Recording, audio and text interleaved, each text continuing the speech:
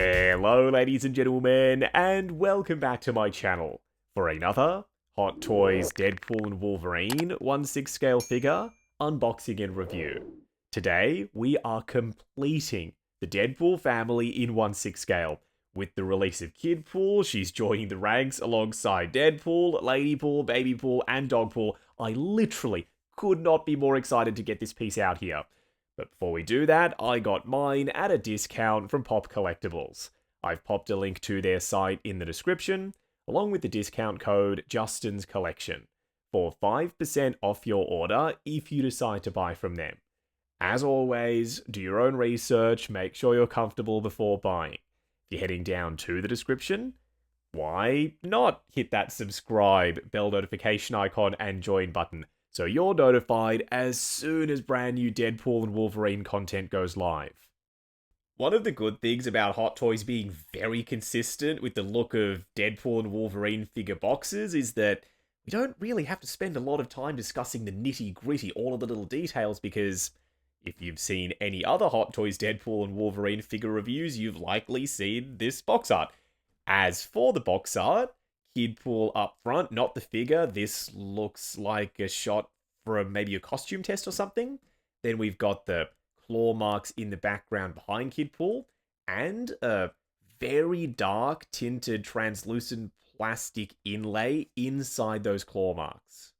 This video is brought to you by Justin's Collection.shop, the home of the figure first aid kit, as well as other accessories to help your collection be the best it can be. The first aid kit contains multiple tools to help you with maintenance, styling rooted hair, and much more. We also sell crotch grabbers, soft rubber tips to prevent damage, and they're compatible with most modern Hot Toys base molds. Acrylic risers come in multi-packs. They're optically clear, thick and sturdy, and stackable. Check out the link to Justin's Collection.shop in the description. So they're 3D is what I'm trying to say. You can see that how the outer box sits a little bit prouder than the translucent glossy black plastic. On the side of the box, bunch of bullet holes, heaps of texture, bullet casings, and burning embers. The mix of finishes is always nice. It's a satin effect for most of the artwork, then for the bullet casings and other bits and pieces, high gloss, so as light hits them, they do stand out. Around the back, Deadpool logo in the middle, and then warnings and legal information straight over the top. Underneath the slip cover, open window showcasing this mini little Kidpool and all of her accessories inside the box. The best friends charm, I still wish they'd give that to us in 1:1 scale as some kind of exclusive accessory. There is still time, they've got more Deadpool and Wolverine figures to make. The little doodles dotted around the box, everything that's going on around the back with the Deadpool symbol and the claws straight through it. This box has a lot of character. I think it was the right call using similar box art for all of the releases, like I said just a second ago, for the sake of consistency, and it ties the line together. Which means, if you're someone who likes to display your figures' boxes next to them, behind them, wherever, it's all going to mesh. You're not going to have one random box that looks completely different to the rest. First in-hand impressions for Kidpool, this piece is really freaking tiny, extremely lightweight, but full fabric outfit, so that is a massive W for this release. What we're going to do now is get all of her accessories laid out in the light box, and I am just now noticing this enormous couch, and take a closer look at everything she comes with. Starting off with the display base first, but the question is this the display base or is this the display base? I guess, for the purposes of Kidpool, they can both be, so starting off with the more traditional hexagonal style base first, glossy Deadpool symbol, glossy grout, in between the matte textured finish for the brickwork, then they fixed the quote. With the prototype it said, "That's Kidpool, he's the dirtiest." For the final production piece, they've corrected it. Says she's the dirtiest, which is what was said in the movie. If you watch the film and turn on closed captions, this is the exact quote, so I'm so freaking happy they fixed that. Deadpool and Wolverine logo up front, then Kidpool for the nameplate in this almost spray painted effect looking font, which I think does work for the Deadpool and Wolverine line. Up top, height adjustable, small format spring-loaded waist clamp. My crotch grabbers are compatible with this base, but not compatible with Kidpool. because she's smaller, the crotch grabbers sit way too high. This waist clamp shouldn't do any damage to her full fabric outfit, so just this time, I'm probably going to stick with this. Usually smaller 1/6 scale figures at a normal 1/6 scale figure price point doesn't work out very well because the smaller the piece, the less there is perceived value. But when you chuck in a sizable 1/6 scale couch that looks as good as this does, then maybe it starts to make a little bit more sense.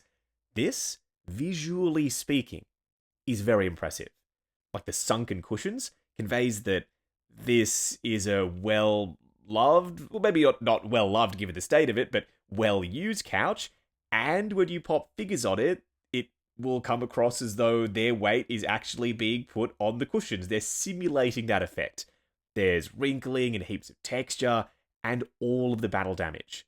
The Wolverine claw marks and the bullet holes someone has been shooting this thing, as well as the stuffing visible through what would be the outer layer of the cushions. The only complaint I have is I wish the stuffing was a different color versus the rest of the couch. Not to say that it isn't well painted, it is. There's multiple layers of shading. There's a lot of depth to the finish. But some lighter paint on the stuffing I think would have worked wonders for this. It's, as you can see, quite big. I think you'll be able to fit 2 figures comfortably on it.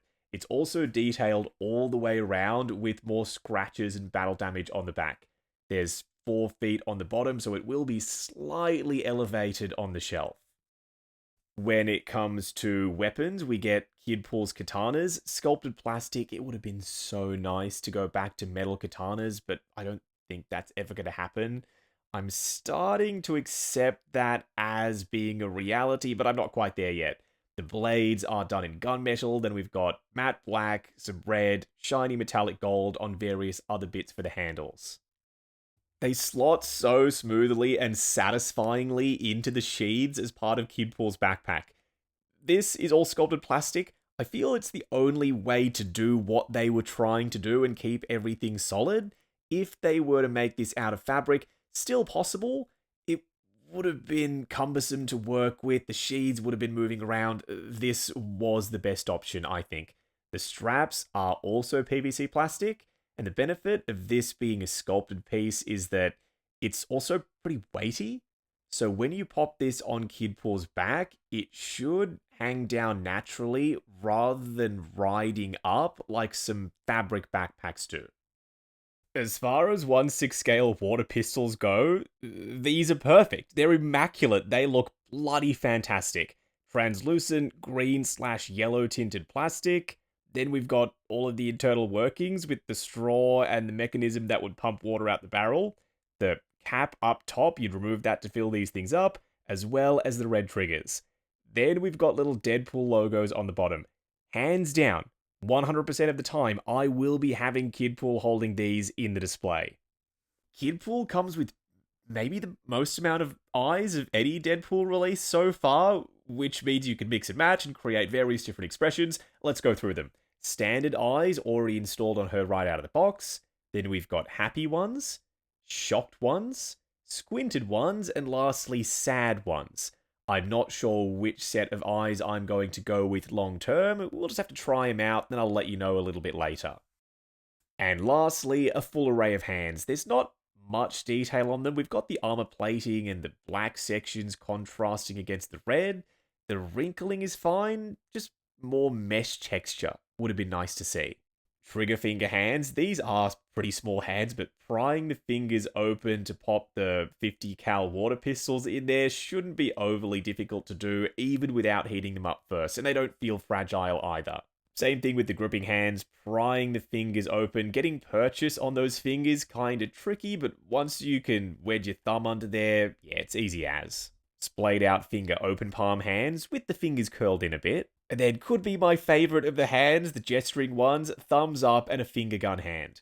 What we're going to do now is get Kidpool herself out here.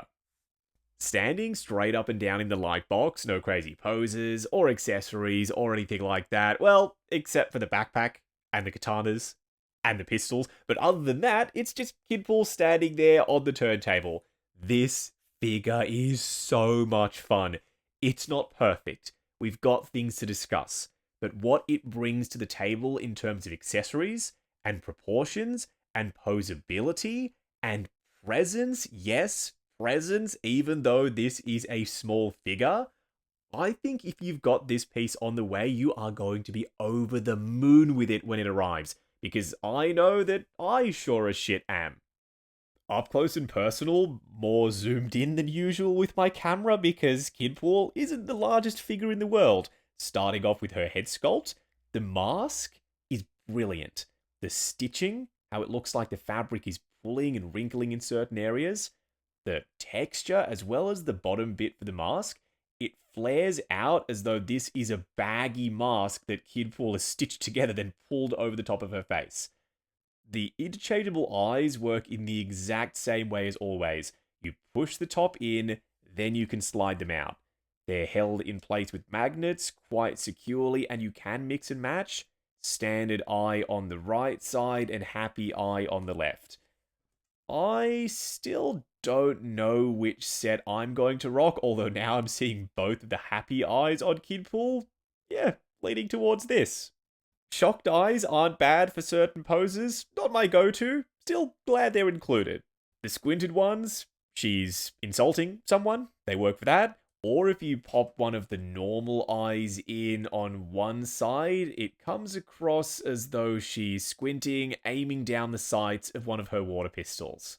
Aw, the sad eyes. These, sitting on the couch, feeling a little bit down in the dubs, these are the eyes you would use for that.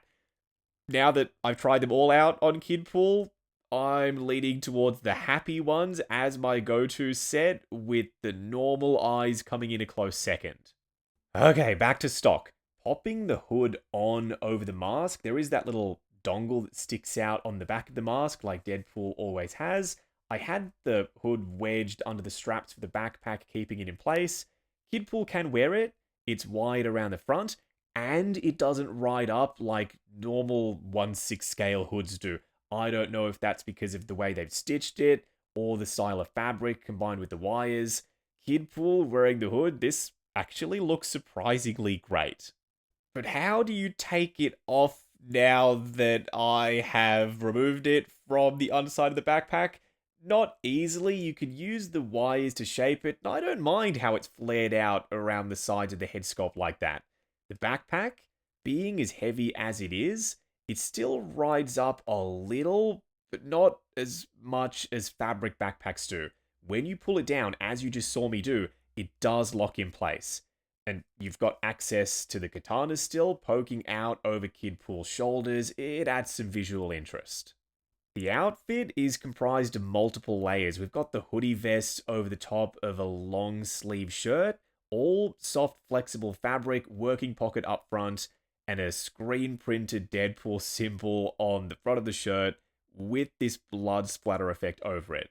The strings for the hood, they feel like they're functional and they feel a little bit scary.